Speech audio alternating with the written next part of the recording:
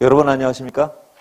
우리 지역의 건강한 예술 생태계 조성을 목표로 올해 7월부터 매달 1회씩 개최된 대구문화재단 예술인전센터의 라운드 테이블 예술 작당회. 12월도 이제 열흘을 앞두고 있는 오늘 그 6번째 마지막 순서입니다. 진행을 맡은 저는 대구가톨릭대학교 언론광학부 최경진 교수입니다. 코로나19가 강타한 올해의 그 사자성어를 묻는 설문조사들이 여러 군데서 있었는데요. 1,100여 명을 물어본 조사에서는 근심과 걱정, 질병과 고생을 의미하는 우환질고가 1위로 뽑혔고요. 그리고 6,700여 명이 참여한 또 다른 설문조사에서는 앞니를 내다볼 수 없을 만큼 답답한 지경을 뜻하는 정막강산이 선정됐습니다. 어느 것이 선정돼도 이상할 것이 없는 2020년인데요. 정말 우리 피부에 와닿을 정도로 그런 힘겨운 한 해가 아니었나 생각이 됩니다. 그래서 이번 12월 마지막 라운드 테이블의 주제는 예술가요.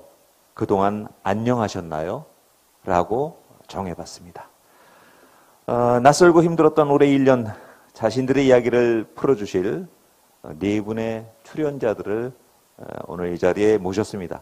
이분들에게 과연 2020년은 어떤 시간이었는지 출연자들의 입으로 직접 짧은 뭐랄까요 생존일기 이런 거를 좀 한번 들려주시죠.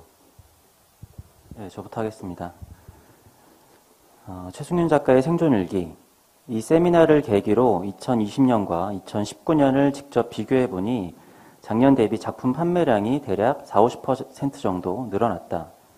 이에 많은 기여를 한 것은 해외 작품 판매 비중의 증가인데 전년 대비 해외 판매량은 2배 이상 늘었고 해외에서의 수익은 3배 이상 늘어난 것 같으며 연말에는 국내보다 해외 판매량이 앞지르는 결과를 낳았다.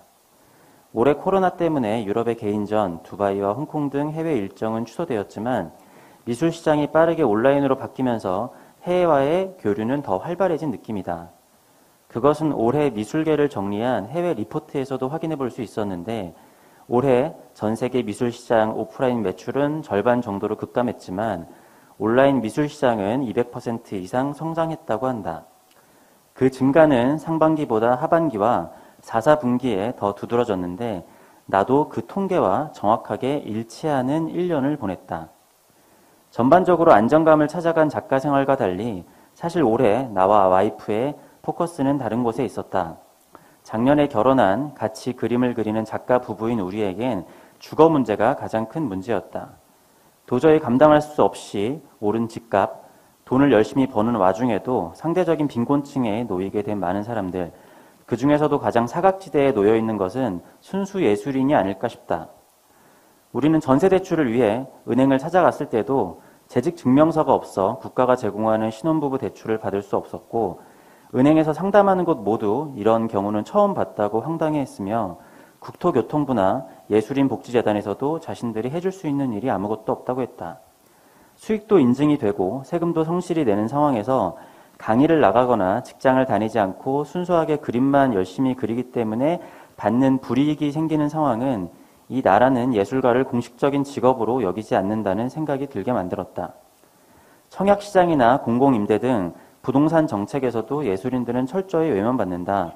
중소기업 특공도 존재하지만 어느 곳에도 예술가 부부를 위한 청약 조항은 존재하지 않았다. 예술가를 직업으로 인정하지 않고 부부 예술가라면 국가의 제도권에 안착할 수 없는 나라에서 활동하며 13년간의 작가 생활 중 단 한 번도 국공립에서 선정되거나 지원 받아본 적이 없는 나는 올해 그나마 해외에서의 인정과 수입이 마음의 안정을 찾게 해준 한 해였던 것 같다. 네. 그다음에 이다솜 선생님. 2020년 1월 10일 대구 예술발전소 10기 입주 작가로 선정되었다. 설레는 출발이었다. 연출 데뷔 이후 5년 만에 처음으로 단독 작업 공간이 생긴 것이다. 7번 스튜디오에 이름표가 붙은 걸 보며 흐뭇했다. 그러나 대구의 코로나19 확진자 수가 폭발적으로 늘어나면서 대구 예술발전소를 포함한 문화예술시설들이 2월 19일 잠정 휴관에 들어갔다. 예정되었던 사업들이 모두 연기되고 전화나 카톡으로 회의를 대신했다. 집에서 뉴스만 보며 불안에 떨었다. 긴급 구제 사업들이 나오기 시작했다. 코로나로 위기를 맞은 예술계 포럼 방송들, 온라인 공연들을 유튜브에서 찾아보며 시간을 보냈다. 온라인으로 무대가 옮겨가고 있었다. 약 3개월 정도 문을 닫고 5월 20일 다시 재개관하면서 입주 작가 소개전이 열려 활력을 조금씩 되찾기 시작했다. 소개전에는 공연 대신 기존 작품 공연 영상 전시로 대체했다. 8월에는 포스트 코로나 시대 연극의 존재 가치에 대해서 고민한 내용을 담은 오프닝 나이트를 낭독 공연 형식으로 발표했다. 관객은 회당 30명 제한을 두어 소규모로 진행되었고 8월 22일 오프닝 나이트 마지막 공연이 마치자마자 다음날 23일 2차 잠정 휴관 상태로 다시 접어들었다. 9월 11일 대구예술발전소는 재개관했지만 언제 다시 상황이 악화가 될지 몰라 팀원들과 함께 마음을 졸였다. 미래에 대한 두려움과 무력감이 들었다. 의뢰가 들어온 대본을 쓰는 것에 집중했다. 그러다 9월 15일 대구문화예술회관 공연 운영 팀장님으로부터 열혈 청년 극단전 초청 연락을 받았다. 꿈인지 생시인지 구름 위를 걷는 기분이었다. 5년 전 연출 데뷔작이었던 젊은 베르테르의 슬픔을 공연하기로 결정했다. 절망적인 결말을 수정해서 좌절에도 불구하고 삶을 계속 살아가야만 한다는 메시지를 담은 아름다운 사랑 이야기로 관객들을 만나야겠다고 생각했다. 그렇게 11월 공연을 다시 준비하면서 희망을 되찾았다. 연습하는 동안 코로나 상황이 완화되어서 객석이 25%에서 50%까지 다시 열리면서 회당 107명의 관객을 모실 수 있었고 첫날에 매진되었다. 공연 당일 극장을 찾지 못하는 부산에 사는 오빠와 언니가 보내준 꽃바구니가 도착했다. 울컥하는 마음이 들었다. 공연 시작하기 전 암전 상태에서 관객분들의 박수 소리가 들렸는데 그간의 마음고생에 대한 보상이라도 받는 듯 감격스러운 순간이었다. 역시 관객분들의 힘이 대단하다고 다시 한번 느꼈다. 젊은 베르테르의 슬픈 무대는 세트 위에 화가분께서 풍경화를 그려주신 특별한 무대라 지금 현재 공연이 끝나고 대구예술발전소 2층 제2 전시실에 전시 중이다. 2020년 마지막 12월을 입주 작가 성과전 유연한 경계에 무대 세트와 공연 영상을 전시하는 것으로 마무리하고 있다. 올 한 해 예술인들을 지원해준 사업들이 없었다면 한 해를 잘 버틸 수 있었을까? 이 자리를 빌어서 예술인 지원을 위해 힘써주신 대구문화재단, 대구예술발전소, 대구예술인지원센터 관계자분들과 청춘무대 팀원들, 관객분들께 진심으로 감사드린다. 네, 우리 김준우 회장님.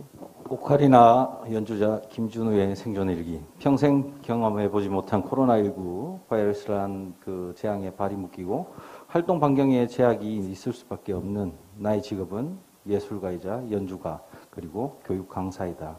이른바 프리랜서 예술가 인셈입니다.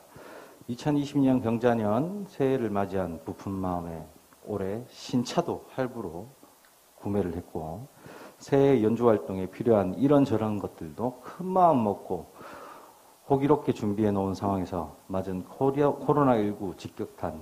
하지만 그 대재앙을 짐작할 조차도 못한 나는 매달 빚쟁이처럼 찾아오는 이자와 할부금 독촉에 숨통이 조여오는 듯 했습니다. TV에서는 코로나19로 인해 사회적 혼돈과 변화에 대한 떠들기를 시작을 했고 그 한가운데 예술가란 나의 직업이 있었습니다. 나는 예술 활동도 강의 활동도 멈추면 안 되는 프리랜서입니다. 그렇게 나는 이 땅에 비정규직들의 겪어야만 했던 경제적 생존을 고민하고 또 고민할 수밖에 없었습니다.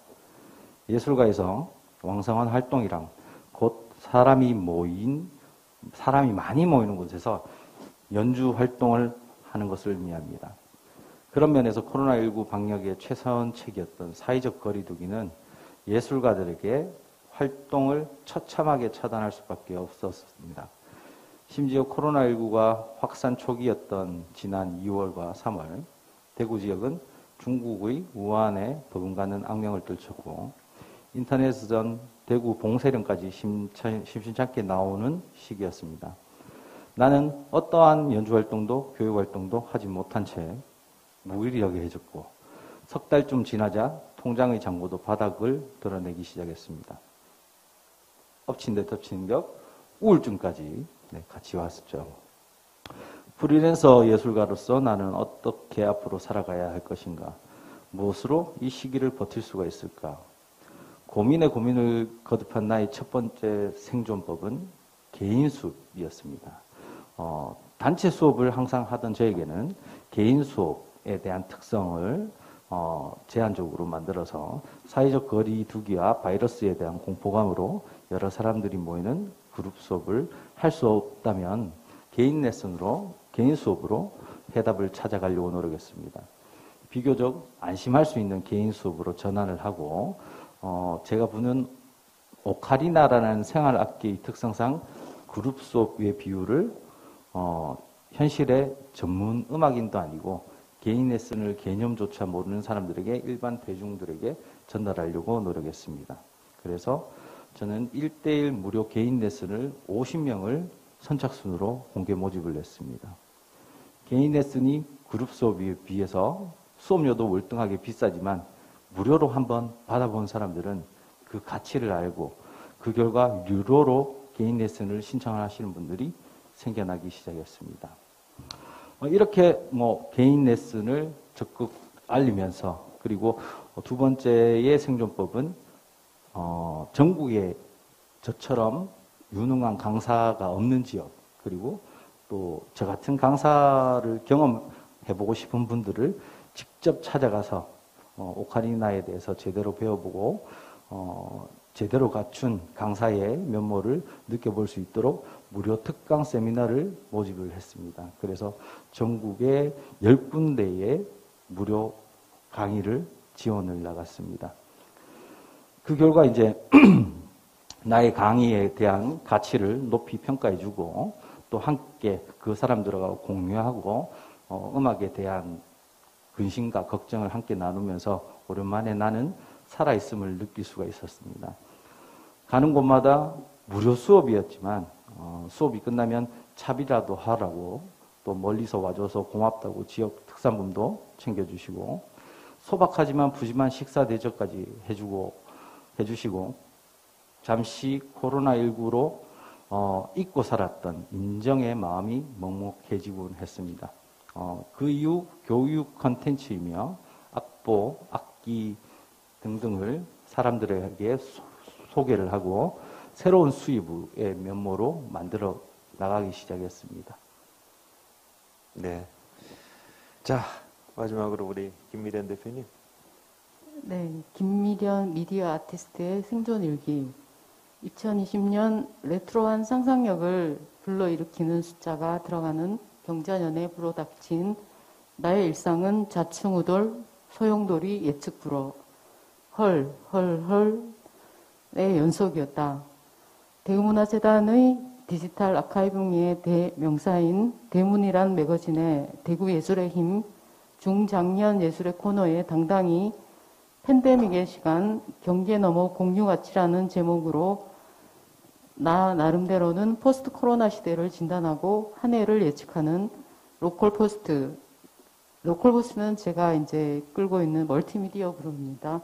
로컬포스트의 계획을 당당하게 밝혔었다. 바야흐르 언택트 시대의 디지털 미디어 아트를 다루는 멀티미디어 아트 그룹의 8년차 다운 면모를 이제야 제대로 보일 때라고 자부하며 실시간 스트리밍 방송을 통한 프로젝션 매핑과 미디어 파사드, 관객 상호작용의 미디어 아트를 담양의 담빛 아트 창고에서 10월부터 내년 2월까지 진행할 계획이었으나 갑자기 광주 코로나의 급상과 대구와 광주라는 물리적 거리, 코로나의 최초 발상지라는 대구의 오명의 이유로 전시가 무산되었다. 로컬포스트가 2012년 창립한 이후 최초의 대규모 단독 전시일 뻔한 이 프로젝트는 담양의 담빛 아트 창고 공간에서 5개월간 팬데믹 이후라는 주제로 증강현실과 소리 시각화 프로젝션 매핑을 이용한 전시와 공연을 펼치게 될 예정이었다.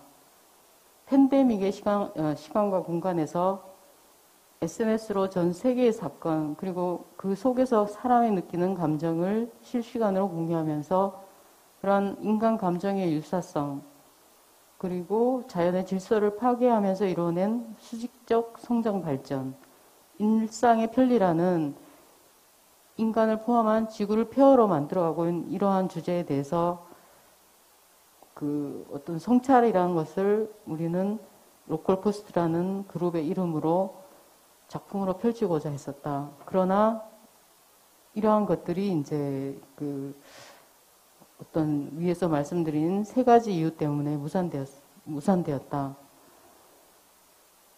그리고 2020년에 로컬포스트의 교육사업은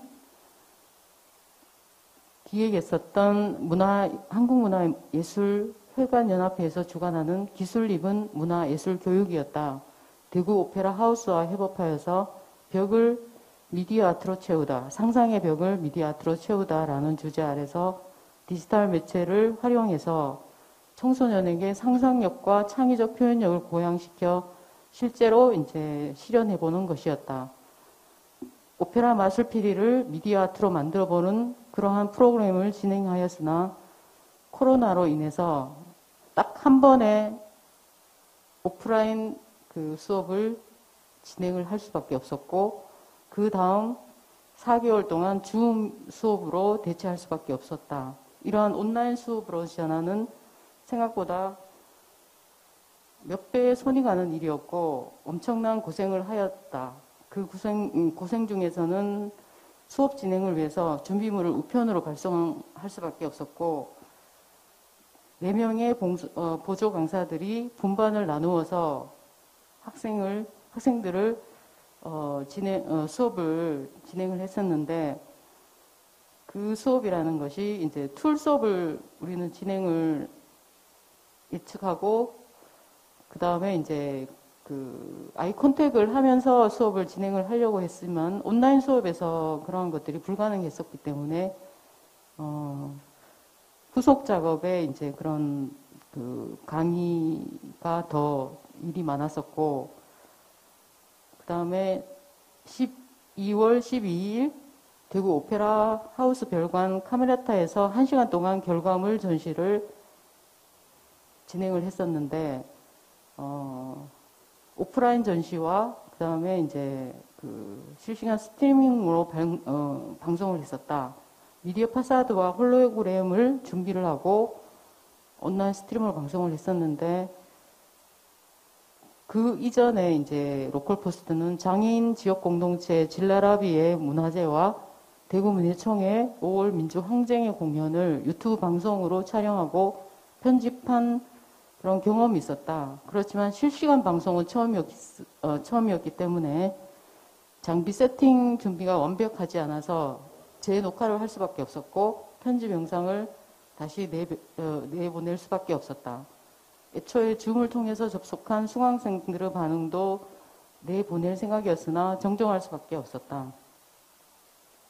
그 다음에 또 로컬포스트에 진행한 도시재생 사업의 하나가 있었는데 이것은 그 북구문화재단에서 공공미술 프로젝트로 예술가와 지역민을 이제 돕기 위한 그런 그 사업이었다. 이 프로젝트는 이야기 가치 있다라는 과정 중심의 공공미술 시각예술 프로젝트였다. 대학가 청년과 주민들 일상의 소소한 이야기를 리서치하고 아카이빙해서 특히 이제 경북대 주변의 대학가 상가를 이야기를 발굴하고 연결해서 증강현실 동네 지도를 만드는 것이었다. 스마트폰으로 증강현실 지도를 비추면 표시된 장소에 대한 위치와 내용 등을 볼 수 있고 온라인과 오프라인을 통해서 대학 동네의 이야기를 쉽고 재밌게 접하고 찾아갈 수 있는 프로젝트였다. 이렇게 장소에 대한 이야기가 계속 발굴되어서 이제 언택트 시대에 동영상과 사진 등을 수정하고 추가할 수 있게 개발한 프로젝트이다. 갑자기 생긴 프로젝트라 정말 시간에 쫓기면서 진행하고 정산하고 숨차게 진행하였다. 그리고 2020년 4월 히든 프로젝트라는 온라인 프로젝트로 독일의 사진가 질케 마인츠의 제안 아래서 멕시코, 남아프리카, 일본, 스페인 작가, 그다음에 칠레 작가, 로스앤젤레스의 작가들이 모여서 온라인에서 코로나로 인한 그 예술가들의 비슷한 생존 일기겠죠. 격리 일기를 온라인 아카이빙을 만들어서 진행하고 있다. 지금 이렇게 5개의 나라에서 온라인을 통해서 진행한 그 2달 동안 그 예술가의 격리 일기를 온라인에서 이렇게 아카이빙하고 그것을 각자의 나라에서 오프라인에서 전시를 진행하고 있는 상황이다. 그리고 2020년 5월 대구미술관 희망 드로잉 프로젝트에 개인적으로 참여했고, 희망의 연대라는 그런 이제 공동체적인 그 코로나의 극복 의지를 다지는 시간을 가졌었다. 이렇게 2020년이 굉장히 처음에 계획했던 것과 다르게 생각보다 많은 일들을 했고, 그리고 이제 한꺼번에 5번, 6번의 이제 일들을 이렇게 정산할 수밖에 없는 그런 시간을 가졌었다. 2020년이 빨리 가는 게 지금은 나의 바람이다. 며칠 남지 않았지만. 그리고 2021년은 백신이 만들어져서 백신의 효력을 빨리 볼 수 있었으면 좋겠다. 네. 이렇게 네 분 생존 일기를 이렇게 들어보니까 울컥해요, 솔직히. 마음이 짠하고 모두 무거운 마음으로 쓴 생존 일기 같습니다. 정말 4인 4색이고요. 정말 굉장히, 글쎄요, 이런 날 해도 모르겠습니다만 흥미롭다 그럴까요? 좀 더 알고 싶고 그런 마음이 지금 듭니다. 앞으로 이제 계속 이야기를 이끌어 나갈 텐데, 생존일기를 이야기하시면서 자신이 하는 일을 뭐 중간중간에 살짝 언급은 하셨지만, 이번에는 구체적으로 뭐 내가 어떤 소속이고 어떤 단체고 또 내가 핵심적으로 하는 일들은 어떤 일들인지 그걸 좀 간단하게 자기소개를 좀 부탁드리겠습니다. 우리 김미란 대표님부터 시작할까요? 안녕하세요. 저는 김미련 미디어 아티스트입니다. 조금 전에 생존일기를 통해서 소개를 해드렸듯이 저는 뭐 개인적 활동도 하고 있지만, 그러니까 미디어 아트라는 그런 그 장르가 가진 한계성, 그러니까 장비의 어떤 최첨단의 장비를 쓴다든지, 그 다음에 이제 굉장히 어려운 공학적인 베이스를 가지고 예술과 이렇게 콜라보레이션을 해야 된다는 그런 조건 때문에 2012년부터 멀티미디어 아트 그룹을 만들어서 다원예술의 베이스를 가지고 작업을 하고 있습니다. 네, 멀티미디어 그룹 로컬퍼스트의 대표이기도 합니다. 네, 반갑습니다. 알겠습니다. 그 다음에 네, 반갑습니다. 저는 직업이 여러 가지인데요. 2020년 전에는 오카리나 연주자였고요. 그리고 오카리나 제작자였고요. 대학에 이제 강의나 강습을 하는 교육자였고요. 그리고 이제 공연, 기획, 컨텐츠 개발, 유통 등을 하는 직업을 다양하게 가지고 있었습니다. 그런데 2020년 코로나 덕에 백수였고요. 네, 또 자전거를 굉장히 열심히 타고 레저를 굉장히 즐겁게 즐기고 일상을 보내고 있었습니다. 네. 네, 안녕하십니까. 저는 프로젝트 극단 청춘 무대의 대표이고 현재 연극 기획, 극작 연출가로 활동하고 있는 이다솜이라고 합니다. 네. 네, 저는 소속이나 단체는 없고요. 그냥 그림 그리는 작가 최승윤 작가입니다. 네. 좋습니다. 아까 우리 이 방송을 시작하기 전에 이렇게 두런두런 이야기를 좀 나눠보니까 어떤 분은 뭐 최악이었다, 어떤 분은 정말 힘들었다, 또는 고민되는 한 해였다, 그리고 어떤 분은 가능성을 엿본 그런 시간이 됐다. 이렇게 좀 다양한 그 목소리를 내주셨어요. 그러니까 이제 궁금해지는 것이 뭐가 취약이었는지 또 뭐가 가능성의 시간이었는지 이런 것들을 우리가 좀 더 들어보고 싶은 생각이 듭니다. 그래서 어떤 방법으로 올해를 견뎌냈고 버텼고 또 이겨냈는지 아니면은 정말 더 망가졌는지 그런 나름대로의 어떤 방법들에 대해서 한 분씩 좀 상세하게 이야기를 들어봤으면 좋겠습니다. 우리 최승윤 작가님, 아까 이야기를 얼핏 들어보니까 좋아졌다. 네. 그런 말씀을 하셨어요. 네. 좀 의외이기도 합니다. 왜냐하면 다른 분들이 굉장히 힘든 시간을 보냈는데 뭐가 어떻게 좋아졌는지 어떤 시점에 어떤 식으로 좋아졌는지 좀 이야기를 해 주시죠. 예, 아무래도 저 이외에 나머지 세 분께서는 공연예술 쪽을 관련을 하시다 보니까 아무래도 좀 더 어려울 수밖에 없었을 것 같고요. 저는 미술품이라는 어떻게 보면은 하나의 이런 물건을 뭐 배송이 가능한 거잖아요. 그런 작품이기 때문에 오히려 요즘에 코로나 때문에 힘들어지신 분들도 있지만 뭐 배달이나 아니면 비대면 사업을 통해서 사업이 잘 되신 분들도 있잖아요. 마찬가지로 미술도 전 세계적으로 온라인 시장이 굉장히 확대가 되고 그것들이 되게 활발해진 것 같아요. 아트페어가 취소가 되면은 그게 온라인으로 열린다라든가, 그리고 컬렉터들도 전시장을 직접 가지 못하니까 작품을 온라인으로 사는 비중이 확실하게 늘어났기 때문에 아직 국내에서는 그런 온라인 작품 구매가 올해 엄청 큰 변화가 있지는 않았지만 전 세계적으로는 엄청난 변화가 있었거든요. 그래서 저는 뭐 국내 판매는 작년이랑 비슷했던 것 같은데 해외 판매가 굉장히 많이 늘어나고, 아까 일기에서도 말씀드렸다시피 뭐 하반기로 가면은 갈수록 그게 더 가속화가 되는 것 같아요. 이게 뭐 모든 작가가 그러지는 않겠지만 뭐 또 제 개인적으로 뭐 해외에서 조금 더 주목을 받는 뭐 기사라든지 아니면 사건이라든지 뭐 그런 것들도 있었고, 그래서 저는 작가 활동 자체는 조금 더 좋았던 한 해였지 않나, 라고 생각이 됩니다. 그러니까 국내에서 이제 활동을 하시다가 해외 쪽으로 눈을 돌리신 거 아닙니까? 네. 지금 어떻게 보면은 2020년도는 해외에 눈을 돌리고 해외 활동을 뭐 상당히 많이 한 그런 셈인데, 근본적으로 좀 걱정이 되지 않았어요? 처음에 시작할 때? 왜 어떤 이유에서 이렇게 해외 쪽으로 이렇게 눈을 돌리게 됐을까요? 그러니까 제가 올해 해외에 눈을 돌렸다기보다는요. 네. 그러니까 기존에도 제가 해외 활동이나 해외 온라인도 연결이 다 되어 있었는데, 그런데 시장이 그렇게 변하게 되면서 제가 기존에 했었던 것들이 효과를 더 봤다라고 보는 게 좋을 것 같아요.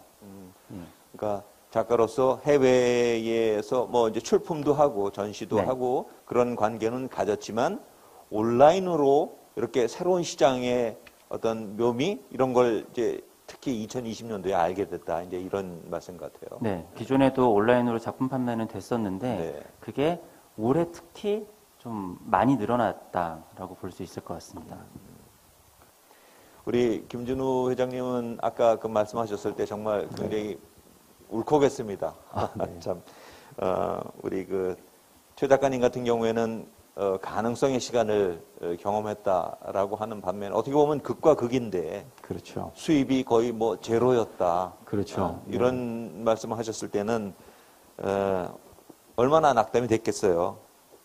그래도 이제 우리가 뭐 돈도 돈이지만 무대라는 것이 네. 연주자한테는 무대라는 것이 사실은 티어 그 기본 베이스 아닙니까? 네, 네, 키워드 아니겠어요? 네. 이 그런 게 이제 전부 취소되고 뭐 캔슬되고 했으니 그 낙담감이야 뭐 두말할 나이가 없겠죠. 네. 무대에 대한 그 갈증 뭐 없겠어요? 있겠죠, 당연히. 어떠세요, 그 느낌이? 그 무대라는 거는 저희가 이제 프리랜서 예술가라고 이야기를 하잖아요. 그리고 이제 그거의 반대적인 직업이 정규직의 예술가들도 있으시고. 네. 근데 프리랜서 예술가라는 프라이드를 엄청나게 저는 굉장히 자부심을 가지고 있었습니다. 근데 이게 주위의 사람들한테 저는 프리랜서 예술가예요. 그래서 자유로움과 제가 하고 싶은 일을 저는 굉장히 높게 쉽게 사서 사람들에게 알리고 제 직업에 대해서 굉장히 자부심을 더 훨씬 더 자랑하고 그랬는데 이게 완전 역전이 돼 버렸습니다. 네. 굉장히 이때까지 해왔던 일들에 대해서 이 프리랜서 예술가라는 게 이렇게 이 코로나 시대에 취약한 부분이구나라고 네, 여겨졌거든요. 그래서 그런 부분들을 무대에서 저희가 이제 충족을 얻고 무대에서 박수를 받고에 대한 그 갈증은 정말 이 우울증으로 번져나가더라고요. 그래서 굉장히 위험했어요. 네. 자신감과 자존감을 잃어버리니까 회복하기가 굉장히 힘들더라고요. 굉장히 위험한 거죠, 그것들은. 아까 말씀하신 그 생존 일기 중에 인상적인 게 있었어요. 사실은 이렇게 그룹별로 뭐 가르치고 레슨하고 그러지 않습니까? 네, 그렇죠. 연습하고. 네. 근데 1대1로 50명을 이렇게 했다면은 얼마나 많은 시간이 들어갔겠으며 그 노고가 얼마나 컸겠어요. 근데요, 저는 이런 생각을 해봤어요. 이건 그래도 상대방에게 당연히 감동을 줬겠죠. 네. 이게 언젠가는 중요한 그 뭐랄까 이런 표현 써도 들리지 모르겠는데 영업 마케팅이 될 수도 있겠다. 네, 맞습니다. 네. 뭐 예를 들어 이걸 영업이라고 한다면은 네. 그 효과 같은 것들이 앞으로 나올 것 같아요. 어떻습니까? 그러니까 이게 마케팅이죠. 그러니까 마치 저희가 대형마트에서 시식 네. 코너가 있듯이 그 시식 코너를 지나갔을 때 그것을 맛을 보고 네, 경험을 자기하고 매칭이 맞다면 사잖아요. 네, 그거를 이제 전략을 개인 레슨이란 걸 모르고 한번 경험을 해보신 분들이 개인 레슨이 이때까지 경험을 안 해본 분들이 해보니까 너무 좋더라. 그러면서 이제 또 레슨에 대한 개념을 나 개인 수업을 한번 해보고 싶어. 그렇게 이제 전략을 제가 도모를 했죠. 네. 제가 뭐 마케팅, 영업 이런 단어를 써서 좀 죄송합니다만은 사실은 이게 연주자와 또 배우려고 하는 사람들 간의 어떤 신뢰 문제겠죠. 네네, 그런 것들로 확산될 수 있다면 2020년에 그러한 노력들은 어떻게 보면은 밑거름이 될 수도 있지 않겠는가. 그 다시 노력과. 초심으로 돌아가는. 그렇죠. 네. 그렇게 생각하시는 게 더 편할 것 같아요. 네, 맞습니다. 네. 우리 김미련 대표님은 2020년 아까 생존일기에서 여러 가지를 많이 말씀해 주셨는데 대표로 계시잖아요. 그런 그룹에. 그룹의 대표로서 또 이제 구성원들도 있고 그 자기 성적표를 좀 간략하게 이렇게 좀 요약하자면은 어떤 말씀을 들려줄 수 있을까요? 성적표라고 하는 것은 뭐 성과도 될 수 있고 왜 우리가 이제 시험을 보면은 100점이 있는가 하면 낙지점도 있잖아요. 근데 이제 아마 점수를 굳이 표현하자면은 뭐 금년은 낙제점이 많았겠죠. 그럼에도 불구하고 그 가운데 어떤 가능성과 희망을 또 볼 수도 있었을 것 같은데 어떠세요? 네, 제가 심사를 들어가면 뭐 점수를 이렇게 포트폴리오나 이런 걸 보면 실험성, 예술성 뭐 이렇게 분야로 나눠서 점수를 주잖아요. 네. 그래서 그렇게 봤을 때 실험성에서는 저희는 이 주어진 어떤 위기를 굉장한 순발력으로 타개를 했어야 됐고 이렇게 전에 이렇게 상상하지 못했던 상황에서 이렇게 사실은 멀티미디어 그룹이라는 굉장히 장점을 가진 누구나 생각하면 온라인 그룹이라서 아주 굉장한 장점을 살릴 수 있을 거라고 생각을 하지만 실제로 교육 사업을 하고 또 프로젝트를 진행해 보니까 3배, 4배의 일이 많아진 거예요. 그러니까 툴 수업을 하면 프로그램을 이렇게 전달할 때 우리가 이렇게 실제로 그 실존하는 현장에서 이렇게 옆에 있으면 이렇게 바로 이렇게 이걸 지적하면서 수업을 가능한데 온라인 줌 수업을 하니까 이게 말을 통해서 이걸 전달을 해야 되니까 전달이 잘 안 되는 거죠. 그 다음에 또 집중력이 떨어져서 학생들이 식사를 하면서 수업을 하고 이게 굉장히 힘들었어요. 그래서 네. 몇 배 정도의 힘듦이 있었지만 그럼에도 불구하고 제가 실험성 또 그런 부분의 점수를 80점, 70점 이상을 줄 수 있는 거는 그러니까 증강현실 그 동네 지도라는 것을 만들어 봤다는 거. 네, 그것이 저희들한테는 큰 어떤 그 도전이었고 그걸 통해서 그러니까 언택트 시대에 그 지금 어떤 자영업을 하고 있는 그 상가들의 힘든 그 위기를 그러니까 증강현실 지도를 만들어서 온라인에서 그 상가를 찾아가게 하는 그러니까 온라인에서 오프라인으로 연결해주는 그런 그 반응이 프로젝트를 좋았겠어요? 네, 제가 좀 이따가 보여드릴 거지만 네, 굉장히 그 어떤 무슨 그 굉장히 뭐라 그러죠 마술 같은 그런 흥미로움이 또 지도에 더해지면서 사람들이 되게 이제 놀라움과 더불어서 또 그 정보에 대한 어떤 공유를 아주 흥미롭게 접근할 수 있었다는 그런 게 있었고 이런 이제 위기에 관한 그런 순발력은 좋아졌지만 실제로 이렇게 저희들이 뭐 오페라 하우스와 콜라보레이션 했던 프로젝트는 그렇게 좋은 점수를 줄 수는 없을 것 같아요. 그러니까 어떤 완결성에 대해서 왜냐하면 실수가 좀 많았었기 때문에 라이브 방송이라든지 그런 부분의 준비라든지 그렇지만 이제 앞으로 그런 것들이 저희들 그룹의 어떤 하나의 경험, 쌓여진 경험으로 이렇게 다음 사업을 할 때 특히나 이제 앞으로 공연이라는 부분에서는 저희도 사실은 시각예술 베이스지만 공연과 결합하는 그런 프로젝트가 많아져서 새로운 어떤 대안들을 계속 그 고려할 수밖에 없을 것 같아요. 우리가 흔히 이제 이해하기로는 미디어 아트 하면은 전통적인 어떤 순수 미술과 좀 달리 굉장히 혁신적인 그런 생각을 하게 되잖아요. 네네. 또 실제 이제 거기 그런 작업을 하기 위해서 뭐 좀 독특한 장비도 많이 필요로 하고. 그러니까 지금 계속해서 새로운 시도 또 혁신적인 걸 해나가는데 지금 코로나라고 하는 환경이 상당히 좀 예외적이지만 상당히 좀 우리가 적응하기 힘든 이런 환경 아닙니까? 이런 환경에서도 불구하고 미디어 아트가 어떤 성공 키워드를 갖다 띄워 올릴 수 있는 그 과정에서 이런 것들이 좀 마련됐으면 이런 것들이 좀 해결됐으면 하는 그런 것들이 있었을까요? 네, 제가 뭐 조금 전에 소개를 했었는데 유럽에서나 뭐 예를 들면 서구에서는 그런 온라인 아카이빙 프로젝트가 예술가 사이에서 아주 자생적으로 엄청난 숫자로 많이들 진행을 하고 있는데 이제 그런 것들을 이렇게 중앙정부나 어떤 그 공공기관에서 후원을 해줘요. 근데 뭐 우리나라도 이제 예술가들이 자발적으로 그런 것들 하고 있겠지만 근데 제가 이제 그 대구미술관의 희망 드로잉 프로젝트를 그거 사실 오프라인에 참여잖아요. 이제 이런 것들을 봤을 때 격리라는 지금 현재 여기서 진행되고 있는 생존일기 굉장히 저는 긍정적으로 바라보고 있고 이런 것들이 유튜브에 축적이 되고 디지털 아카이빙이 되고 데이터베이스화 되고 물론 이제 이런 것들도 데이터베이스도 날아갈 수 있기 때문에 굉장히 또 오히려 걱정을 하시는 분도 있더라고요. 백서라는 부분에서 이거 페이퍼로 남겨야 된다 동시에 뭐 이런 이야기들을 하시는데 어쨌든 저는 이런 것들이 디지털 데이터베이스로 축적이 되는 필요가 있다라는 그런 부분에 대한 지원이 동시에 좀 이루어져야 되지 않나. 그런 해결 과제에 또 희망사항들이 있군요. 알겠습니다.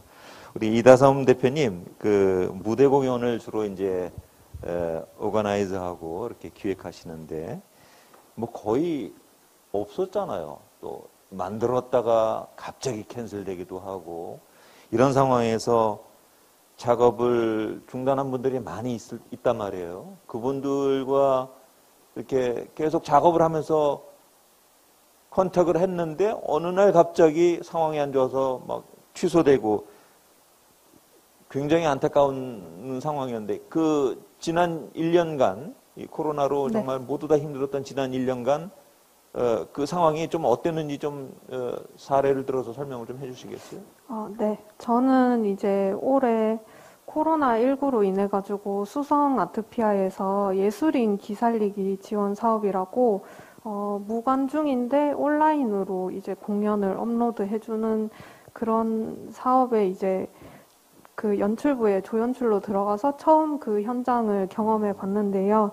우선 객석에 관객분들이 없다 보니까 그 현장 반응으로 인해서 배우분들이 힘을 입어서 좀 연기하시는 게 있는데 그런 게 없고 이제 공연 끝나고 나서도 박수 소리가 안 들리니까 그렇죠. 정말 썰렁하고 좀, 네, 그래서 배우분들도 그냥 공연이 아니라 리허설만 하다가 끝난 기분이라고 말씀하실 만큼 저도 약간 맥이 빠지긴 했는데 그래도 공연을 준비할 수 있어서 좀 좋았고 그리고 걱정과 조금 다르게 좀 빨리 지원 사업들이 긴급 구제나 온라인 콘텐츠 사업들이 나와서 저는 대구예술발전소에 입주해 있었는데 상반기, 하반기에 온라인 전시, VR 전시 이런 식으로 오프라인 전시까지 기획이랑 진행을 빨리 해주셔서 작품 발표 활동을 조심스럽게 이어올 수 있었고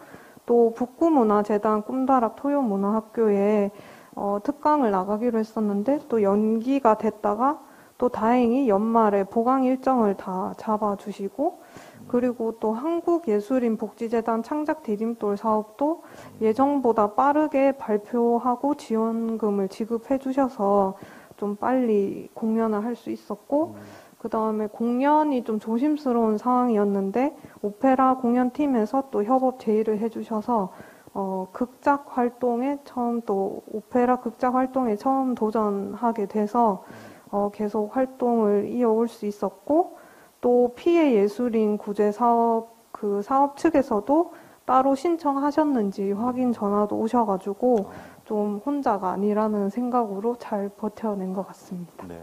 지원 정책이나 그 제도의 혜택을 그래도 이렇게 정말 힘들 때 네. 받으신 것 같아요. 네. 물론 지원이라고 하는 것은 받으면 좋겠지만 또 자생적으로 하는 것이 또 의미가 있지 않겠어요.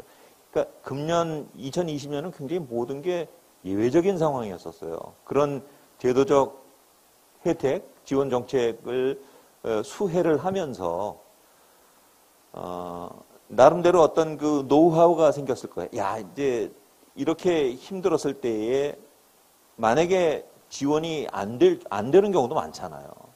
그러면 나는 이 상황에서 우리 이 뭐 극단 사람이라든가 등등 연주자들이 어떻게 이걸 또 새롭게 대처를 해 나가야 될까? 뭐 그런 생각도 혹시 들었나요? 만약에 제도적 정책이나 혜택 없이도 자생적으로 할 수 있는 그런 어떤 생각도 들었습니까? 네, 방법을 찾아봐야 될 것 같습니다. 방법을 찾아봐요. 네. 쉽지 않은 문제예요. 네. 아까 말씀하셨듯이 무관중의 공연이라는 게 이게 과거에 없었던 일이에요. 예전에는 연극을 하면 관객에서 감동의 눈물을 흘렸다고 그래요. 관중이 없으니까 연기자가 조용히 연기를 하고 나중에 복받쳐서 울었다고 그러더라고요. 그 얘기 듣고 정말 가슴이 아팠어요. 네, 그래도 나름 어려운 시기에 이런저런 지원을 또 받고 정말 다행이라는 생각을 해봅니다. 자, 이렇게 해서 지난 한 해 어떻게 정말 버텼고 견뎌냈는지 또 나름대로 또 성과도 뭐 크진 않지만 있었고요. 이런 이야기들을 바탕으로 해서 우리가 좀 더 한 걸음 더 들어가서 좀 더 확장된 이야기를 좀 나눠볼까 합니다. 2020년에 좀 뭐 힘든 것도 있지만 그래도 내 기억에 남는 가장 그 기억에 남는 작품, 뭐 일 그런 것들이 있다면은 뭐가 될 수 있을까요? 우리 뭐 최 작가님? 예. 네. 저는 올해 기억할 만한 일들이 대부분 다 해외 쪽에서 있었던 것 같은데요. 일단은 그동안은 국내외 기업들이랑 콜라보나 협업을 하면서 국내에서 일이 진행이 되는 경우가 많았는데 제가 지금 미국에 있는 오케스트라 그런 음악 단체와 지금 협업을 하는 게 있거든요. 근데 그게 해외에서 직접 연락이 와가지고 네, 직접 계약서를 쓰면서 일을 진행을 했어요. 그런 걸 보고 또 이렇게 해외에서 기사가 저에 대해서 나기도 하고 뭐 11월 달 같은 경우에는 아트시에서 선정된 전 세계에서 가장 주목받는 작가 중에 뽑히기도 했었고 그러한 기사들이 나는 걸 보면서 해외에서 이렇게 좀 관심이 확실하게 좀 높아졌다라는 게 좀 느껴졌거든요. 그것 자체가 저한테는 가장 기억에 남는 일이었던 것 같고, 그래서 그것에 대해서 이렇게 뉴스에서도 취재를 하고, 그렇습니까? 네, 그랬었던 한 해였습니다. 우리 관련 영상 있으면 잠시 볼까요? 코로나로 각종 전시회가 연기되거나 취소되고 있죠. 이 때문에 기존 작가들도 설 자리를 찾는 게 만만치 않은 상황인데 신인이나 다름없는 청년 작가는 이 온라인을 통해서 관람객 찾기에 나섰습니다. 최윤정 기자가 그들을 소개합니다. 다양한 작품들이 군데군데 놓여있는 한 작업실. 작가는 페인팅하는 모습 등 작품을 만드는 과정부터 두꺼운 선을 만들어주고 있어요. 완성까지 모두 온라인으로 공개합니다. 카메라로 촬영한 작품은 SNS를 통해 팬들과 소통하며 판로를 개척하는데 국내는 물론 해외 판매도 늘었습니다. 해시태그만 잘 붙이거나 검색을 잘 하면은 작가의 작품을 알리는데 굉장히 용이해진 시대가 온 것 같아요. 특별히 인맥이 없다고 하더라도. 최승윤 작가 역시 작품 완성 뒤 SNS에 올릴 사진 촬영을 빼놓지 않습니다. 해외 전시는 취소됐지만 오히려 온라인 전시 등 해외 갤러리와의 협업 비중이 늘었습니다. 미술계 인맥이 없는 절박함에 오래전부터 SNS에 작품을 올리고 해외 판매망에 문을 두드린 덕을 봤다고 말합니다. 그림 그리는 과정을 담은 작가의 영상을 보면 어려운 추상화가 친숙하게 다가옵니다. 컬렉터들도 어떻게 보면은 전 세계에 있는 작품들을 다 봐서 그 중에 내 취향을 찾고 싶은 거잖아요. 훨씬 더 확률이 높아진 것 같아요. 작업만 괜찮다면. 그러니까 우리가 전통적인 방식으로는 작품을 완성해서 전시하고 그것이 이제 입양돼 가는 그런 게 이제 일반적인데 이런 상황에서 저렇게 과정을 보여주니까 그 공감도가 더 컸을 것 같아요. 그 작품을 구매하려고 하는 그런 분들로부터 굉장히 아주 신선한데요.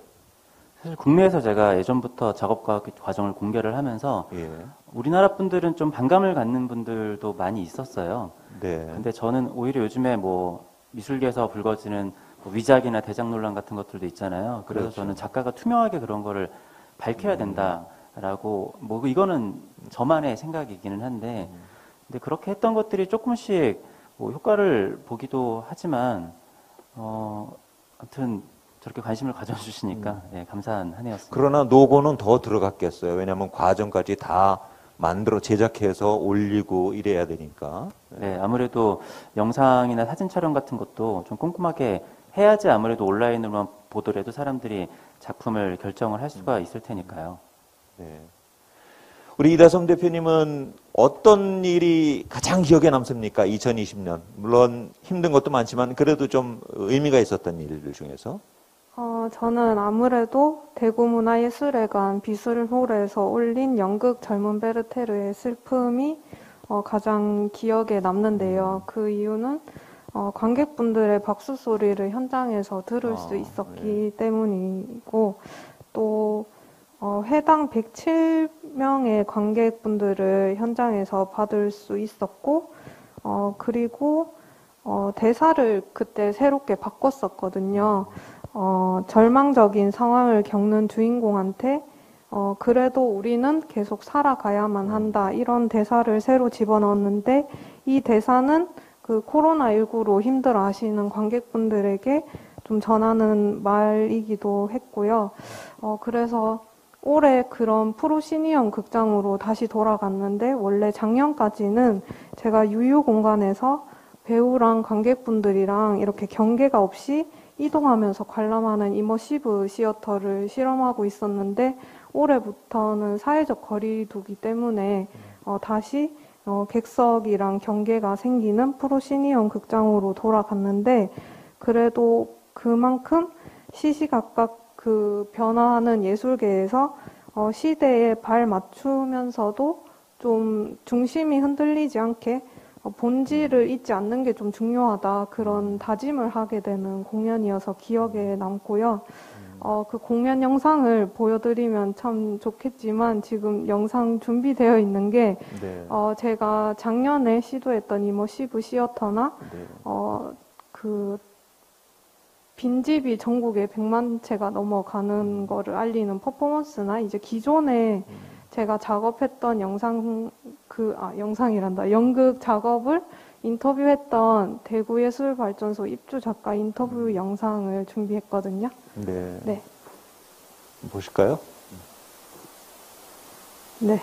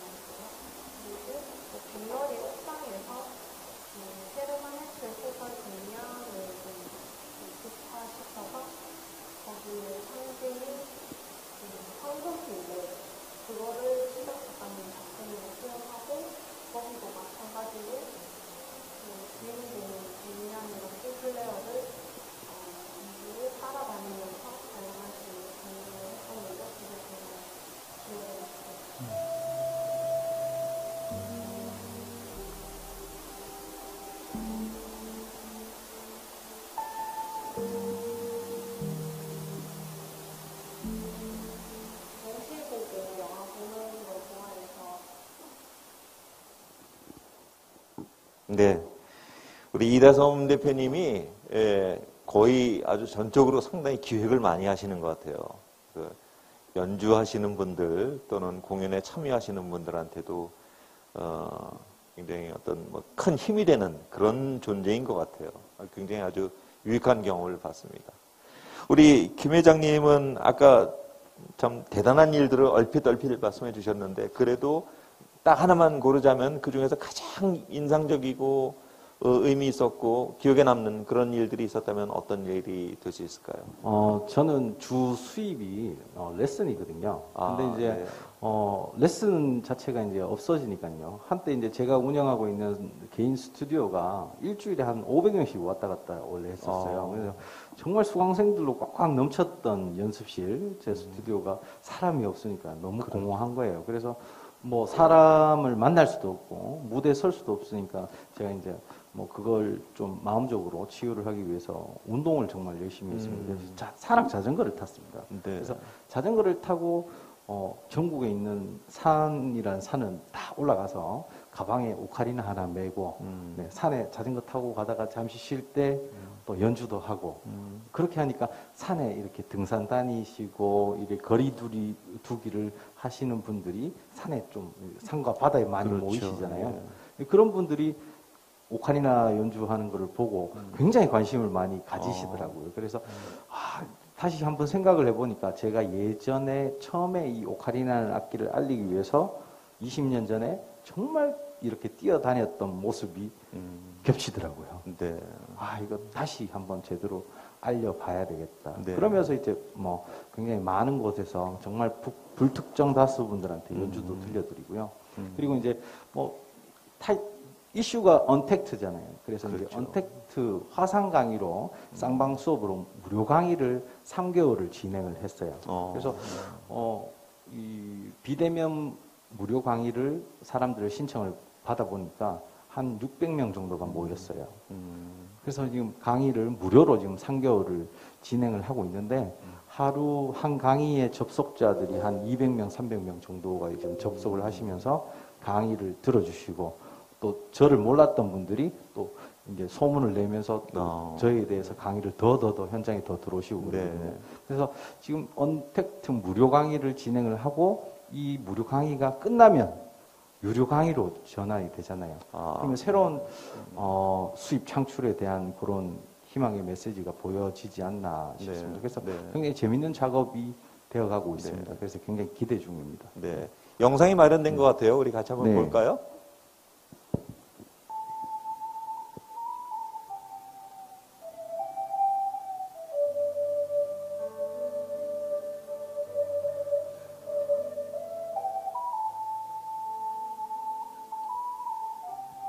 저거 같은 경우에는 우리 코로나19로 대구가 굉장히 힘들었을 때 의료진들에게 정말 고맙습니다라는 메시지를 전달해 드리기 위해서 연주곡을 굉장히 핫 이슈에 있었던 김호중의 공합소를 들려드렸습니다. 그러니까 저기 조회수가 엄청났어요. 그래요? 그래서 많은 분들이 그 고맙소를 듣기 위해서 또 저런 메시지를 보시고 너무너무 감동 깊었고 너무 좋았다. 또 오카리나에 대해서 몰랐던 분들이 저거를 조회해 보시면서 많은 연락과 또 응원의 메시지를 보내주셨습니다.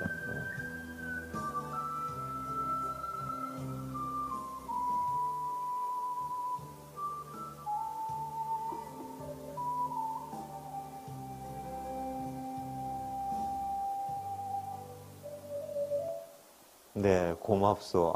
정말 너무 좋은 노래인데 아주 오카리나 아주 감미로운 소리 감동 깊게 들었고요. 이게 예전에는 소위 주로 이제 레슨을 가르치고 뭐 배우는 그런 환경에서만 활동하셨잖아요. 근데 느닷없이 이런 일이 2020년에 우리를 침범을 하니까 참 온라인도 배우셨고 어떻게 보면 개인적으로 굉장히 소득이 많은 것 같아요. 온라인도 배우셨고 또 사회적으로 좋은 의미 있는 일도 하셨고 또 무료 강의로 해서 강의도 이름을 했고. 더 전국적으로 떨치고 그러니까요. 예. 그리고 또 어떻게 보면은 이것이 새로운 어떤 혁명이죠. 비즈니스 네. 하나의 창출이 될 수 있는 맞습니다. 어떤 네. 비즈니스 예술 비즈니스의 어떤 가능성도 볼 수 있었던 그런 한 해였던 것 같아요. 그렇죠. 그러니까 저와 같은 업종에 계시는 선생님들이 이렇게 특히 부는 악기는 더 지금 어려운 환경에 그걸 견디다 다 모두 다 포기를 하고 다른 일을 찾고 있거든요. 근데 저는 원래 제가 했던 가장 잘할 수 있는 음악에 대해서 제 분야에 대해서 더 앞으로 더 적극적으로 어필을 하고 이걸로도 가능하다라는 정말 도전 정신을 다른 사람들에게 더 심어줄 수 있는 좋은 의미 부여가 되지 않겠나 싶습니다. 네. 아까 제가 모두에서 우환질고 정막강산 이런 얘기를 했었는데 지금 하나 제 머리에 딱 떠오르는 그 사자성어가 있어요. 전화위복. 네, 전화위복. 네. 힘들었다가 정말 심리적으로 힘들었다고 그랬잖아요. 네. 그러다가 어떻게 이제 돌출구를 찾게 된 그런 아주 정말 전화위복이 된 그런 케이스가 아닌가 싶습니다. 개인적으로 굉장히 감동스러워요. 네. 감사합니다. 네.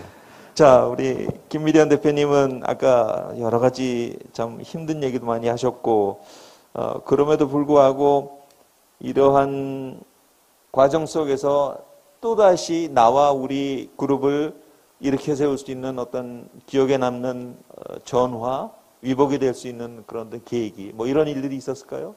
좀 들려주시죠. 네. 오히려 줌 수업이라는 걸 통해서 여러 가지 감정의 경험도 했고, 그다음에 좋은 경험과 또 그런 앞으로 어떻게 극복할 것인가에 대한 대안적인 그런 상상력과 또 토론도 있었는데, 제가 좀 놀랍게도 굉장히 긍정적으로 받아들인 거는 저희들이 사실 한 3년 정도 스터디 그룹을 현대미술적으로 계속 이렇게 어떤 뭐 그룹 사무실에서 한다든지 네. 또 대학교의 어떤 강의실에서 진행을 하고 있었는데 이게 이제 실제로 만나지 못하니까 대면하지 못해서 온라인을 통한 줌을 통해서 지금 일주일에 한 번씩 하고 있다는 건데 이게 굉장히 긍정적이더라고요. 왜냐하면 사실 갑자기 이렇게 과제들이 이렇게 수혜처럼 뭐 공공미술 프로젝트나 이런 것들이 저희들한테 과제로 또 이렇게 지원으로 이렇게 들이닥쳐서 그걸 해결해야 되는 과정에서도 제가 줌을 하면 뒤에 이제 백그라운드를 그냥 딱 이렇게 교체할 수가 있어요. 예를 들면 뭐 오로라나 또 대나무 숲이나 이렇게 딱 하고 예를 들면 대구 오페라 하우스에서 막 무대 설치를 하다가 지금 이렇게 줌으로 컨퍼런스를 해야 돼요. 스터디를 해야 돼요. 그러면은 이 막 분산 이렇게 산만한 상황에서도 제가 이렇게 스터디를 할 수 있는 거죠. 그래서 굉장히 이렇게 유연성 있게 네. 그런 그 어떤 스터디나 또 그런 또 외국 그 아주 이렇게 외국인들 연구자들과 함께 컨퍼런스도 가능하고 어떤 그 상황에서도 그런 굉장히 유연성이 있고요. 이렇게 또 하나는 제가 조금 전에 말씀드렸던 그 경북대 주변의 그런 상가들 굉장히 자영업들이 타격을 받았는데 그런 자영업들을 이렇게 회생시킬 수 있는 그런 그 증강현실 지도를 개발했다는 거, 네, 그런 거는 굉장히 저희들한테는 큰 어떤 프라이드고 또 앞으로 이것들이 왜냐하면 증강현실 앱 지도 같은 경우는 이게 계속 축적이 가능한 거죠. 예를 들면 뭐 지금 경북대 후문 서문에 어떤 그 땅콩 호두과자를 하는 포장마차 19년 차 하고 계신 분이 있어요. 네. 근데 봄, 가을 이렇게 겨울, 가을, 겨울만 이렇게 봄까지 하고 계신데 이분이 이제 언제부터 몇 년까지 뭘 하고 그 다음에는 또 이렇게 업종을 바꾸고 예를 들면 이런 것들을 데이터를 계속 축적이 가능한 거죠. 보통 우리가 동네 도시재생 사업 이러면은 지도 한 장 다 만들어요. 근데 증강현실 지도를 만들면은 어떤 게 가능하냐면 각 구역의 역사를, 히스토리를 쌓을 수 있다는 거죠. 그러니까 디지털 아카이빙이 가능하고 이것들 계속 이제 축적되기 때문에 지도 한 장으로 끝나는 것이 아니고 하나의 데이터 DB가 구축이 되고 이제 이런 걸 통해서 이제 시간과 공간이 하나의 어떤 책처럼 네, 하나의 그 책으로 이렇게 만들어질 수 있는 그런 자료가 가능하다는 거. 이제 그런 것들 저희들이 시작했다는 거에 대한 굉장한 좀 네, 네. 고마움이 네. 있고 또 네. 그런 걸 지원해주신 그 북구문화재단에 네. 감사드리고 네. 사실 네, 앞으로 계속 이제 또 네. 뭔가 나올 것 같습니다. 네. 저는 개인적으로 미디어 하면 굉장히 고차원적인 혁신적인 것만 자꾸 머리에 들어와요. 근데 그렇지 않은 것 같아요. 말씀 들어보니까 우리 생활 주변에서 네. 감동을 네. 내가 미디어 아트로 소환할 수 있는 그런 아이디어를 생각하신다는 게 역시 예술가 같아요. 저는 감사합니다. 그런 생각을 우리 예술을 본업으로 하지 않는 분들은 쉽게 그렇게 생각하기 어려운데 네. 어떤 좋은 경험하신 것 같습니다. 코로나가 오히려 예술과 삶을 네. 네, 연결해 주지 않았나. 네. 네. 같이 있게. 이 프로젝트 이름이 이야기 같이 있다요. 아, 이야기 같이 이렇게 있다. 투게더 같이 이어준다. 또 예. 다른 의미로 밸류 가치를 예, 예. 있게 한다. 네. 그래서 뭐 중의적인 개념을 사용하는데 이렇게 어떤 예술이라는 것이 일반적인 사람들과 이렇게 분리된 게 아니고 정말 이렇게 뭔가 공동체적인 그런 연대를 가능하게 네, 하는 네. 그러니까 미디어 아트가 뭐 그냥 화려한 미디어 파사드만 하는 것이 아니고 그렇죠. 예. 예, 일상생활에 이제 스며드는 것이 가능하다. 네. 뭐 이런 것들을 뭐 프로젝트를 통해서 네, 참 네. 이렇게 아주 중요한 많이 말씀인 느꼈습니다. 것 같아요. 예. 네. 화려한 것만이 아닌 네. 우리 일상 생활 주변에 삶을 변화시키는 혁신적인 네, 이 미디어 아트. 포인트를 찾아내는 것 그런 네. 것들이 또 아트로서 다시 재생산되는 그런 기능을 갖고 있는 것 같습니다. 자, 거기와 관련해 갖고요. 우리 최 작가님 혹시 준비된 영상 있습니까? 로컬 포스트? 네. 잠시 볼까요?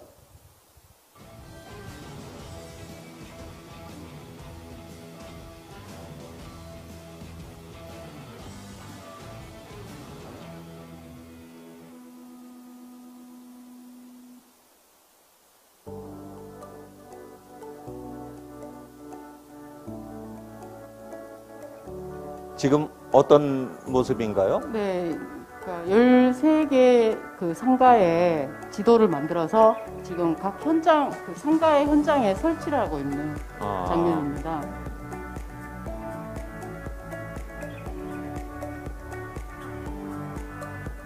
그래서 이제 스마트폰으로 QR코드를 이렇게 읽어서 스캔을 받아서 앱을 설치를 하고 이제 그걸 비쳤을 때 어떤 식으로 이제 실현이 되는지 이렇게 시연하는 상황을 보여주는 거죠.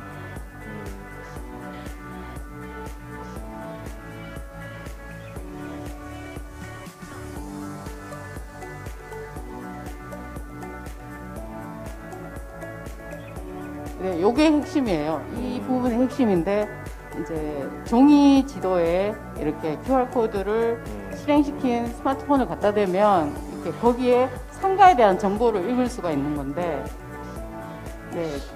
그러니까 어떻게 보면 지금 코로나 때문에 우리가 경제가 굉장히 지금 마비가 된 상태 아닙니까? 그렇죠. 중소상인들이 힘들어하고. 근데 이러한 예술적인 시도가 우리 동네 경제를 또 부활시킬 수 있는 그런 역할을 하는 것 같아요. 네네. 이게 공생인 것 같습니다. 예술이 단순한 예술이 아니라. 굉장히 아주 유익한 것 같아요.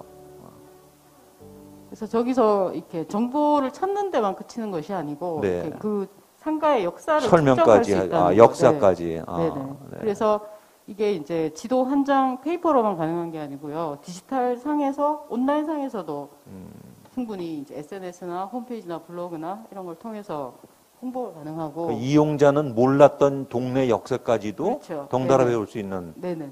굉장히 아주 의미가 있는 작업이네요. 네, 알겠습니다.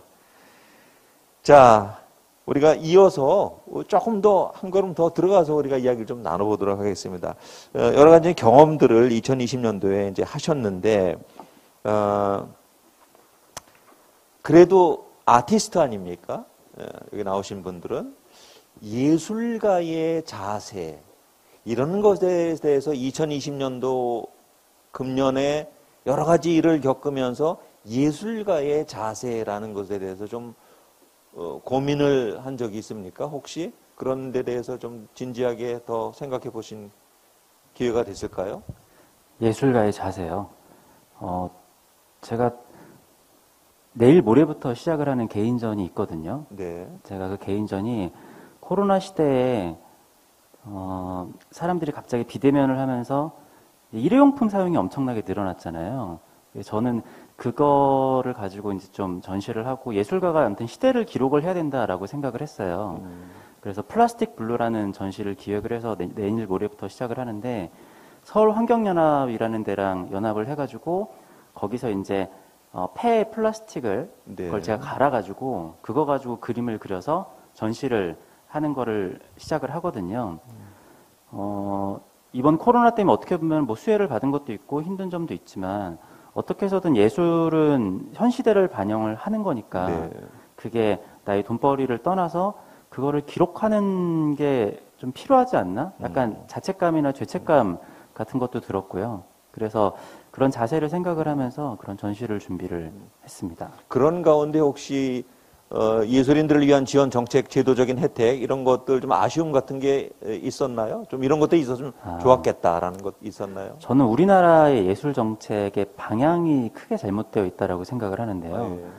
뭐냐면은 우리나라는 예술을 하나의 산업으로 인정을 하지 않고 뭔가 예술가들에게 그냥 적선하듯이 아니면 그냥 좀 생색을 내듯이 하는 거에서 그친다라고 생각을 해요. 그러니까 선진국 같은 경우에는 유명 작가의 뭐 생가를 보기 위해서 엄청난 관광객들이 온다라든가 미술관을 보기 위해서 엄청난 사람들이 오잖아요. 그게 그 국가적인 엄청난 산업이란 말이에요. 네. 근데 우리나라 같은 경우에는 그냥 예술가들에게 몇 명 뽑아가지고 지원금을 준다라든지 아니면은 뭐 예술가들이 그냥 굶어 죽지 않는 정도로만 자기의 예술과 상관없는 그냥 일자리를 소개를 시켜준다라든지. 근데 그러한 지원금마저도 정말 필요한 사람한테 간다라기보다는 그 서류를 준비를 잘한 사람들에게 가는 경우가 저는 대다수라고 봤거든요. 그래서 우리나라가 예를 들어서 자동차 산업을 살리기 위해서는 뭐 개별 소비세를 인하를 하면은 사람들이 소비 욕구가 더 늘어나잖아요. 그런 것처럼 이 예술 산업을 살려가지고 뭐 마치 케이팝이 우리나라를 지금 많이 이렇게 좀 이끌어주고 있듯이 이 예술을 하나의 산업으로 생각을 해야 되는데 그냥 뭐 안 할 수는 없으니까 하는 그냥 적선 산업 이런 식으로 예술 산업을 정부나 국가에서 바라보는 게 사실은 가장 큰 문제점이라고 생각을 합니다. 혹시 우리 김준호 회장님 같은 경우에는 예술가들에 대한 어떤 지원 정책 혜택, 그 제도적인 혜택 이런 것들을 어떻게 좀 받으신 적이 있었나요? 네, 저도 지원을 많이 받았고요. 네. 가까운 예술가들이 활동하는 데 있어서 올 한 해 많은 지원을 받았습니다. 근데, 지원 받는 사람만 받아요. 무슨 말이냐면, 이제 사회에 갓 나와야 되는 예술 초년생들 같은 경우에 이거를 어떻게 지원을 받는지 또 네임밸류도 없고 활동의 영역이 없으니까 전혀 지원을 받지를 경력도 못해요. 없고. 그래서 견디다가 예술가 음악이든 미술이든 자기 전공 분야에서 이거를 해서 어떻게 먹고 살 수가 있을까라는 낙심에 빠지고 포기하게 된다는 거죠. 그래서 만약에 이 사태가 계속 앞으로 이렇게 가거나 조금 더 이렇게 두루두루 공생할 수 있는 예술가들에 대한 지원은 저도 이제 음악 활동에서 중견이거든요. 중견의 예술가들과 사회 초년생들에 대한 예술 활동을 조금 더 이끌어주고 밀어줄 수 있는 매칭적인 지원에 대한 정책들이 더 다양하게 펼쳐졌으면 하는 바람이 있습니다. 혹시 네. 금년에는 네. 코로나 때문에 이제 상황이 좀 비정상적이었지만은 네. 사실 이전에는 그래도 이른바 영업이 잘 됐다고 그랬잖아요. 그렇죠. 네. 그러면은 이런 어떤 제도적인 혜택 지원 같은 거하고는 좀 거리가 있지 않았을까요? 그러니까 제도적인 지원 혜택 같은 경우에 그러니까 누구든 이제 예술가들한테 지원해주는 그렇죠. 부분들이 기회가 있습니다. 이제 골고루. 있는데 그러니까 저희가 무대에 서는 거는 거의 다 올 한 해 비대면 무대였거든요. 그러면 비대면 무대에 서는 사람들은 항상 네임밸류가 있는 사람들, 그 전에 예전에 많이 해왔던 선생님들, 매번 같은 선생님들이 계속 반복적으로 서거든요. 그런 걸 보면은 물론 먹고 살아야 되는 부분이지만 조금 더 예술가들이 지금 새로운 신생 예술가들이 정말 포기하지 않는 예술 활동을 저희하고 같이 매칭을 해주면 조금 더 이게 예술적인 경제 활동이 두루두루 증폭이 되지 않겠나라는 생각을 합니다. 네. 이다솜 대표님, 아까 그 말씀하신 것 중에 그래도 나름 이런저런 지원을 받으신 걸로 알고 있어요. 왜냐면은 사실 지원받기가 지금 방금 말씀하셨듯이 쉽지가 않단 말이에요. 그런 가운데도 나는 이래저래 해보니까 좀 제법 받은 경우에 해당되네. 자, 그렇다면 제가 그거는 이제 뭐 질문 안 드릴게요. 그런 작업들을 하면서 그냥 단순히 대표가 아닌 기획자로서 기획도 예술이거든요. 그 예술가의 어떤 자세를 좀 더 2020년도에 새롭게 좀 생각하게 된 그런 계기가 됐을까요? 네. 코로나 이 상황에서? 저는 지금 공연 기획자로 소개되어 있긴 한데, 네. 연극, 극작이랑 연출이 주 활동이고, 네. 그 활동을 하기 위해서 기획 활동도 겸 하고 그런 있는데요. 하셨군요. 네. 올해 지금 또 다른 참석하신 작가님들이랑 대표님들, 회장님 얘기 들어보니까, 연극이라는 것이 극장에 이렇게 관객분들을 직접 모셔서 이제 현장에서 또 배우들이랑 스태프들이 또 이렇게 움직이는 좀 아날로그적인, 좀 원시적인 방법으로 지금 발표를 하고 있다는 생각이 드는데, 코로나19로 인해서 관객분들을 직접 만날 수 없다 보니까 온라인으로 무대가 옮겨가고 있잖아요. 그래서 거기에 맞춰서 저도 좀 그 영상이 또 들어오게 되면 또 새로운 무대 문법과는 또 달라지니까 새로운 시대에 또 발맞춤할 수 있는 기술을 가진 분이랑 협업을 한다던가 좀 그 시대에 뒤처지지 않는 예술가가 돼야겠다 이런 생각이 들었습니다. 네. 네. 좋은 경험이셨군요. 우리 김미련 대표님, 예술인 지원 정책에 대해서 혹시 하실 말씀이 많으시겠죠? 많겠지만, 미디어 아티스트로서 그 영역 내에서 일단 테두리를 긋고 지원 정책이라든가 예술인에 대한 어떤 제도적인 혜택 그런 점에 있어서 혹시 느낀 바가 있으면 좀 이야기를 해주시죠. 네, 뭐 원래는 그 미술인 미디어 아트로 봤을 때도 오히려 지원이 예전보다 더 많았어요. 사실은. 그래요? 네, 더 많았고 오히려 그 많은 지원들 때문에 더 많은 일을 할 수 있었고 그런데 좀 아쉬운 것이 뭐냐면 뭐 사실 이 지원이라는 게 이제 그 생존에 관한 그런 것들을 지원하는 거라서 이렇게 사실 이렇게 아주 장기적인 계획에 이루어지지 못한 게 당연하겠지만 그럼에도 불구하고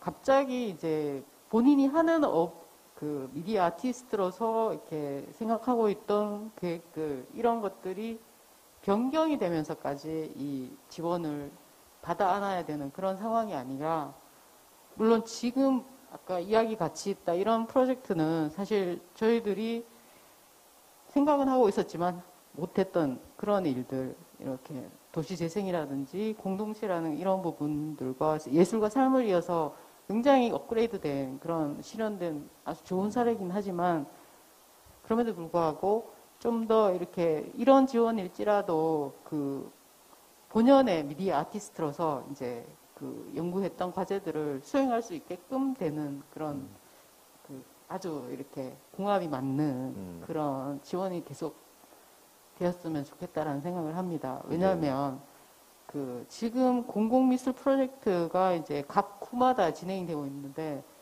사실 좀 많이 급조된 그런 얘기가 있죠. 예, 그리고 사실은 개인 그 시각예술가들한테는 본인이 하고 있는 본인의 예술가로서의 과제들을 개인 작업으로서 하고 있다면 그것들을 지원해주는 뭐 작품을 매입한다든지 뭐 이런 것이 더 지원이 되지 벽화를 그리게 해서 그게 나중에 케어를 하는데 더 쓰레기가 된다 뭐 이런 쪽보다는 이렇게 그 사람의 이제 그 페이스 어떤 행보에 실제적으로 도움을 줄 수 있는 그런 지원이 실질적인 지원이 되지 않을까 그렇게 생각을 하고 있습니다.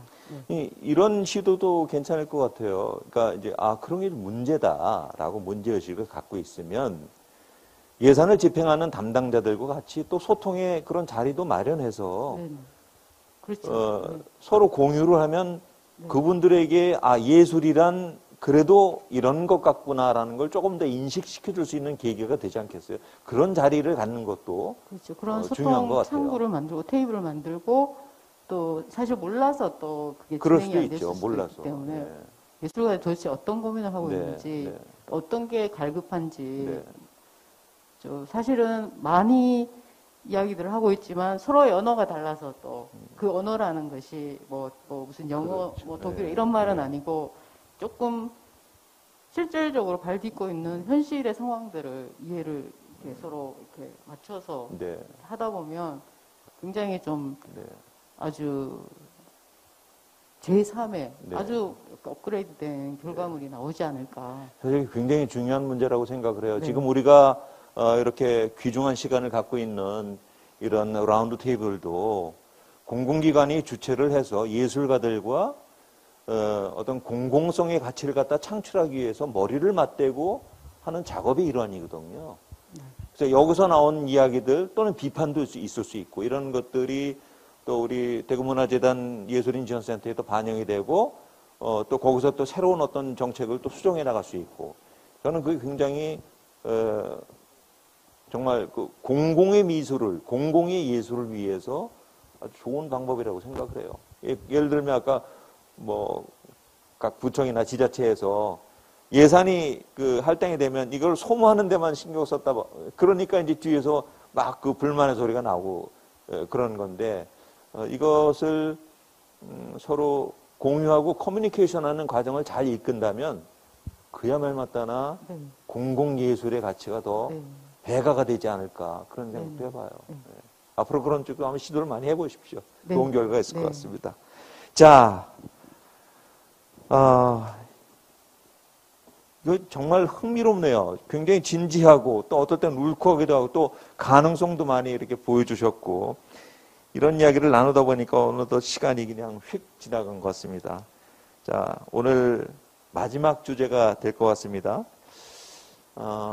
해가 지면 내일 또 새로운 해가 뜬다고 하지 않습니까? 비록 2020년이 코로나로 인해서 정말 어려운 한 해가 됐지만 그렇다고 해서 우리가 꿈을 잃어버릴 수는 없잖아요. 우리 아까 김준우 회장님께서도 굉장히 자기 극복을 하신 아주 굉장히 모범적인 사례를 우리도 봤는데 이제 일상으로 우리가 복귀할 수 있다는 희망과 또 포부를 또 가져야 될 것 같아요. 아무래도 뭐 내년은 금년보다 좀 더 상황이 나아지지 않겠습니까? 그래서 앞으로 우리가 일상으로 예술 현장으로 복귀하는 것을 꿈꾸면서 내년 계획을 우리가 어떻게 쓰면 좋겠다 하는 나름대로의 어떤 2020년 12월이니까 막바지에 와 있으니까 2021년에 대한 어떤 포부나 계획, 꿈 이런 것들이 있으면 우리 같이 한번 이야기를 들어볼까요? 우리 뭐 누구부터 아무나 상관이 없습니다. 네, 최 작가님부터 네. 시작해 주시죠. 저는 일단은 뭐 내년에는 제 생각엔 코로나가 종식이 될 테니까 내년에 이제 해외 전시들 일정이랑 페어들 일정이 있고요. 그 외에는 올해처럼 계속 할 것 같은데 제가 생각했을 때 올해 굉장히 많은 것들이 변혁이 됐잖아요. 네. 근데 이게 내년이 된다라고 그래서 2019년으로 돌아갈 것 같지는 않아요. 그러니까 활성화된 비대면이 다시 뭐 완전히 돌아간다거나 그러진 않고 오히려 그게 더 가속화가 될 것 같기도 하거든요. 그리고 사람들이 올해 뭐 부동산이나 아니면은 자산 같은 것도 굉장히 큰 변혁이 있었고 그 흐름이 이어갈 것 같은데 그러한 와중에서 사실은 저는 올해 제가 살아남았던 게 제가 뭔가를 열심히 한 게 아니라 저는 그냥 제가 하던 일을 열심히 했는데 세상이 변하는 거에 작가들은 미술 작가들은 오히려 괜찮다라고 생각을 하거든요. 근데 아마 어려운 것들은 이제 갤러리라든가 기존의 오프라인 유통을 하던 그런 예술 쪽 관련 종사자들이 좀 힘들 거라고 생각을 합니다. 그래서 저도 그런데 좀 도움을 줄 수 있는 방안들을 좀 생각을 해보고 많은 사람들이 그런 거에 대해서 좀 고민을 해봐야 될 시기가 아닐까 생각을 합니다. 네, 우리 이 대표님. 네. 네. 저는 일단 내년에는 2020년에 아르코 청년예술가 지원 사업에 선정됐던 그 현대음악이랑 오페라의 만남인 뉴페라 아리아드네 실 이거를 지금 극작 작업 중이고 내년에 무대화를 계획하고 있는 상태고요. 그리고 올해 또 마무리되는 사업 중에 하나가 이제 인칸토 솔리스트 앙상블하고 협업한 오페라 미스 레빗도 거기 인칸토 솔리스트 앙상블 유튜브 채널에 업로드될 예정이고요. 그리고 올해 제가 경험했던 거를 그걸 바탕으로 내년에 또 콘텐츠를 기획을 해야겠다고 생각을 했는데요. 올해는 여기 이제 그 유연한 경계라고 지금 대구예술발전소 2층 제2전시실에 이렇게 입주 작가들 성과전을 진행을 하고 있거든요. 근데 이게 전시 형태인데 공연 작가들도 이제 전시로 참여하게 됐어요. 그래서 아까 기억에 남는다고 했던 젊은 베르테르의 슬픔? 이게 네. 공연에 쓰였던 무대가 무대 세트 위에 회화 작가님께서 그림을 그려주셨거든요. 풍경화를 극중 배경을 그려주셔서 공연이 끝나고 이제 전시장에서 또 무대 세트랑 공연 영상으로 전시를 하고 있는 상태고요. 그거를 대구예술발전소 또 유튜브 영상으로도 전시를 보실 수 있거든요. 그래서 입주 작가 그 타이틀처럼 좀 유연한 경계를 올해 경계가 무너져 내려가는 거, 장르 간의 경계라던가 무대랑 객석의 경계가 무너져 내려간다는 그런 생각이 들어서 내년에도 좀 더 유연하게 경계를 넘나들 수 있는 그런 예술가가 되도록 노력해야겠다고 생각했습니다. 네. 2020년 어려웠지만 유연하게 굉장히 의미 있는 단어 같아요. 우리 김 회장님 어떻게 생각해요? 이 회장님 어떻게 생각해요? 살아남은 예술가라고 지금 주제인데요.